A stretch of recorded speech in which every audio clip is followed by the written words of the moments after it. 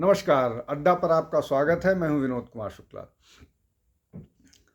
चर्चा करते हैं कांग्रेस की चुनाव समिति के निर्णय की। कांग्रेस की चुनाव समिति ने राहुल गांधी का नाम वायनाड से घोषित कर दिया है और छत्तीसगढ़ के पूर्व मुख्यमंत्री बघेल का नाम राजसमंद से घोषित कर दिया है कि वो वहाँ से चुनाव लड़ेंगे। लेकिन इन सब से अलग राहुल गांधी के बारे में ये कहा गया है कि उनका नाम तो घोषित किया जा रहा है, लेकिन अंतिम निर्णय राहुल गांधी का खुद का होगा कि वो चुनाव लड़ना चाहते हैं तो कहाँ से लड़ना चाहते हैं। जो INDIA अलायंस के घटक हैं, उसमें communist party of India, Marxist communist party of India और बाकी और दल भी हैं। तो केरल में कम्युनिस्ट पार्टी का जो है, जिसको आप कह लीजिए कि लेफ्ट वाला जो गठबंधन है, वाम मोर्चा, उसने पहले ही कह दिया है कि राहुल गांधी को वायनाड छोड़ करके किसी दूसरी सीट पर चला जाना चाहिए और वहाँ पर कम्युनिस्ट पार्टी ऑफ इंडिया के महासचिव डी राजा की पत्नी एनी राजा चुनाव मैदान में पहले से ही हैं, राहुल गांधी के नाम की घोषणा से पहले। हालांकि राहुल गांधी वहाँ से सिटिंग MP हैं। तो कांग्रेस में ये जो कहा जाता है कि बड़ा डेमोक्रेटिक मामला है, उस डेमोक्रेटिक सेटअप से ये बात निकल करके आई है कि राहुल गांधी खुद डिसाइड करेंगे। चुनाव समिति हालांकि चाहती है कि उनसे वायनाड पे से वो लड़ें, नाम उनका घोषित कर दिया, लेकिन वो चुनाव समिति या शीर्ष नेतृत्व ये चाहता है कि राहुल गांधी खुद निर्णय करें। अब इसमें कई पहलू हैं। पहला पहलू इसका ये है कि वायनाड में क्या जीत का संकट राहुल गांधी के लिए पैदा हो गया है, एक बात। दूसरा, क्या वो अमेठी छोड़ देंगे, अमेठी से पूरी तरह से गायब हो जाएंगे, दूसरी बात। तीसरी बात कि लोकसभा पहुंचने के लिए एक सुरक्षित सीट चाहिए, तो क्या राहुल गांधी 2 सीट पर लड़ेंगे या 3 सीट पर लड़ेंगे। चौथा, चुनाव की तैयारियों का क्या हाल है और किस तरह का हाल है। पूरी तरह से वायनाड निगलेक्टेड है, अमेठी निगलेक्टेड है और तेलंगाना से मेडक से ऑफर है उनके लिए, लेकिन वहाँ पूरी तरह से फ्रेश टेरेन होगी। हालांकि इंदिरा गांधी वहाँ से एक चुनाव लड़ चुकी हैं, लेकिन वो एजेस पुरानी बात है। अब इन परिस्थितियों में जो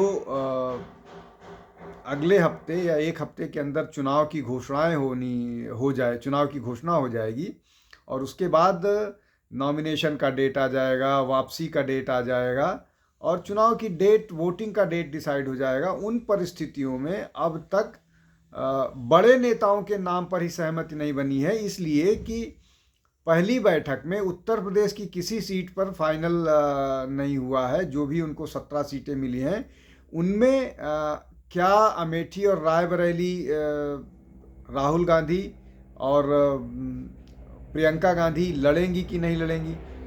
2 दिन पहले तक ये खबर लगातार चल रही थी कि प्रियंका गांधी रायबरेली से लड़ेंगी और राहुल अमेठी से लड़ेंगे, लेकिन अब इस तरह की खबरें आ रही हैं कि शायद ये लोकसभा चुनाव भी प्रियंका गांधी मिस करेंगी और ये चुनाव नहीं लड़ेंगी।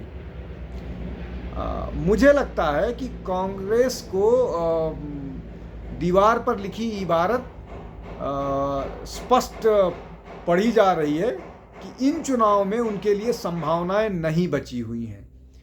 तो उन परिस्थितियों में मुझे लगता है कि कांग्रेस से ज़्यादा ये बात प्रियंका को समझ में आ गई है। प्रियंका ने पढ़ लिया है दीवार पर लिखी इबारत, तो उन्हें ये लग रहा है कि हार से बेहतर है कि आगे की रणनीति पर काम किया जाए। इन परिस्थितियों में जब उत्तर प्रदेश में कम से कम अगर कोई भी संभावना गांधी परिवार को जीतने का नज़र आता है तो वो अमेठी और रायबरेली ही है। उसके अलावा कोई वैसी सीट नहीं है जहां से गांधी परिवार अपना चुनाव जीत सकती है, चाहे नेहरू जी की कॉन्स्टिट्यूएंसी फूलपुर रही हो वहाँ से जीतने की कोशिश या वहाँ से लड़ने का प्रयास करे प्रियंका गांधी, या इलाहाबाद कॉन्स्टिट्यूंसी हो, ये इन दोनों जगहों पर गांधी परिवार की संभावनाएं लगभग ना के बराबर है और चुनाव जीतना बहुत मुश्किल होगा। उन परिस्थितियों में भी अमेठी और रायबरेली का निर्णय डेफर कर दिया गया है अगली बैठक के लिए। और भी बहुत सारे प्रदेशों पर, दिल्ली का मामला भी डेफर कर दिया गया है।